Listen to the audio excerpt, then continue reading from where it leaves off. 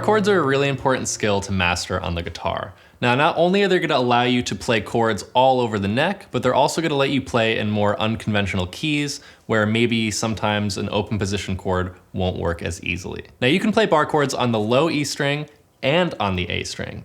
You may already be familiar with some of the shapes off of the low E string, but today we're gonna talk about the A string root bar chord shapes.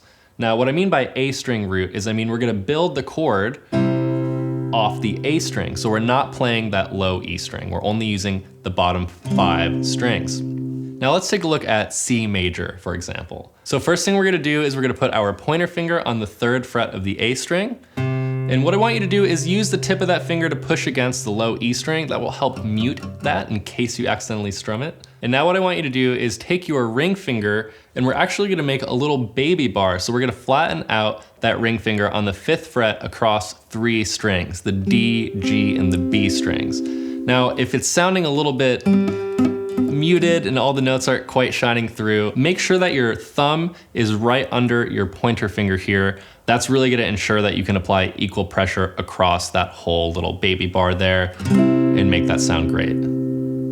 Now, what if we wanted to play a minor bar chord? Well, we're gonna start the same place with our pointer finger on the 3rd fret of the A string. What I want you to do here is actually put a full bar down. So I'm actually barring the 3rd fret of the A, D, G, B, and E strings. Now what I'm gonna do is I'm gonna construct the rest of the voicing. So let's put our ring finger on the 5th fret of the D, followed by our pinky on the 5th fret of the G. And then last but not least, we're gonna put our middle finger on the 4th fret of the B string.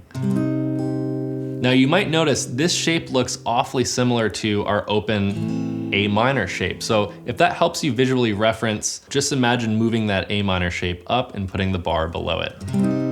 There's our C minor chord.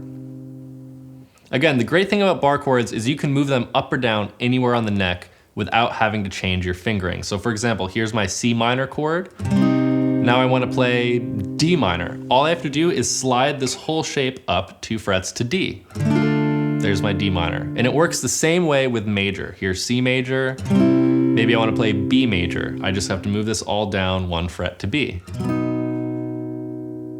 As a guitar player, bar chords are a really essential skill to have. They're not only going to give you more freedom of playing chords across the neck, but you're also going to be able to play in unconventional keys where open position chords might not work.